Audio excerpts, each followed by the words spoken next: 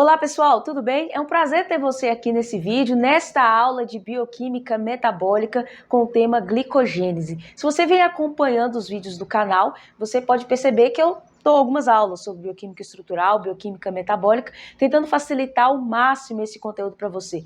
Por isso, se você gosta desse conteúdo, já curta esse vídeo, siga o nosso canal, torne-se inscrito desse canal para você nos ajudar a crescer cada vez mais e também como forma de gratidão por esse conteúdo que eu apresento para você e tento fazer da melhor maneira possível, tudo bem? Eu sou a professora Karine Emanuele, sou a fundadora do canal da Bioquímica, que quer ajudar você a dominar a bioquímica de verdade, sem ficar decorando nomes e aprendendo da melhor maneira possível, ok?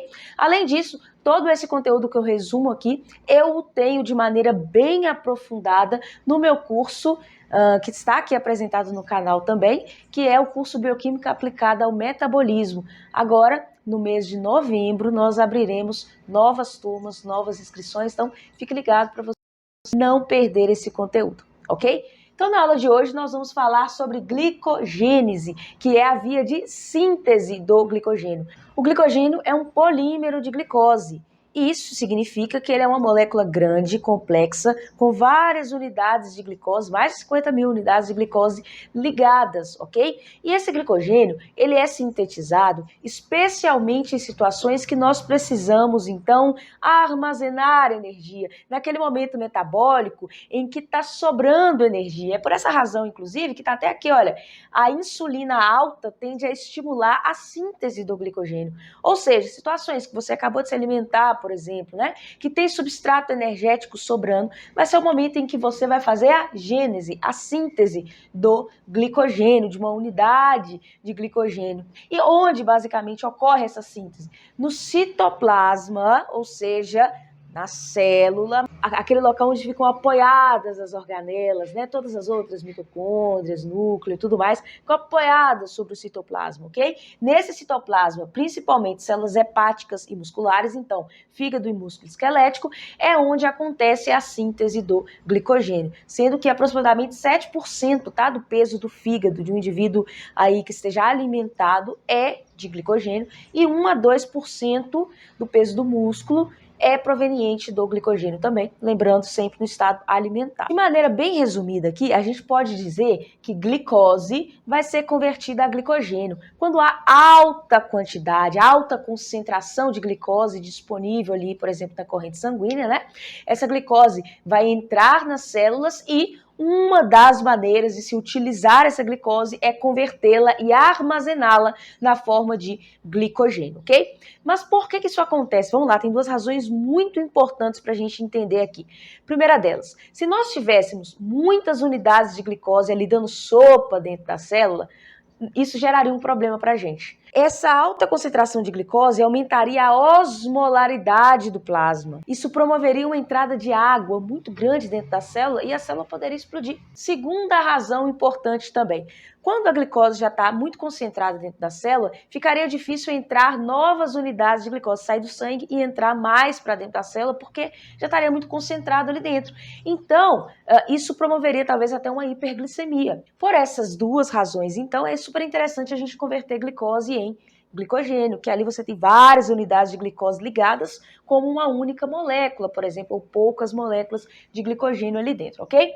Quais são as enzimas fundamentais desse processo? Nós temos a glicogênio sintase e a enzima de ramificação. O glicogênio, como ele é um polímero, ele não é só um polímero linear, ou seja, ele não é só glicose ligada em linha reta, né? Ele tem ramificações, ele vai formando galhos como de árvore mesmo. As ligações lineares do glicogênio são chamadas de ligações alfa-1,4 e elas são feitas pela glicogênio sintase, ok?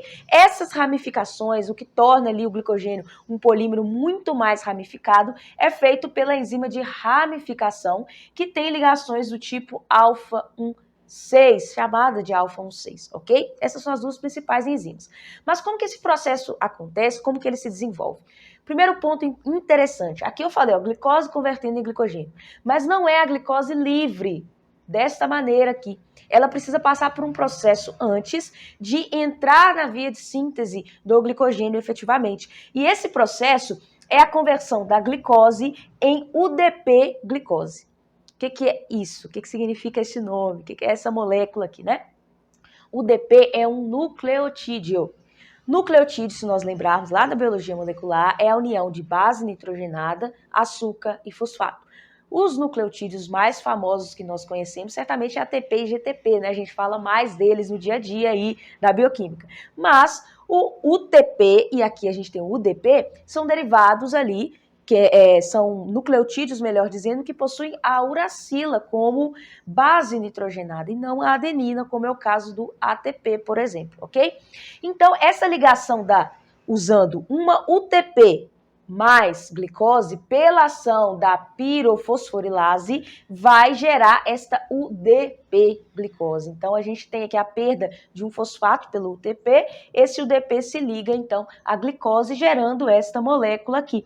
E é ela, basicamente, agora que vai ser importante demais para a gente. Lembrando que não foi a glicose livre que se ligou ao UTP, tá? Foi a glicose 1-fosfato. Glicose 1-fosfato se ligou ao UTP, formando a UDP-glicose, ok? Essa UDP-glicose agora está preparada para auxiliar no início da síntese do glicogênio. Como que essa síntese acontece? Aqui tem um ponto interessante. A glicogênio sintase, ela não consegue começar a síntese do glicogênio do nada. O que seria esse do nada? Pegar uma unidade de UDP-glicose, por exemplo, se ligar a outra, unir duas glicoses. Ela não consegue fazer isso. Ela precisa de um iniciador, algo que comece a síntese para ela, como se iniciasse o caminho, sabe? E aí depois ela fala, daqui eu continuo. Então é basicamente isso que acontece. Quem é esse iniciador da síntese do glicogênio é essa glicogenina que está aqui. O que é essa molécula, gente?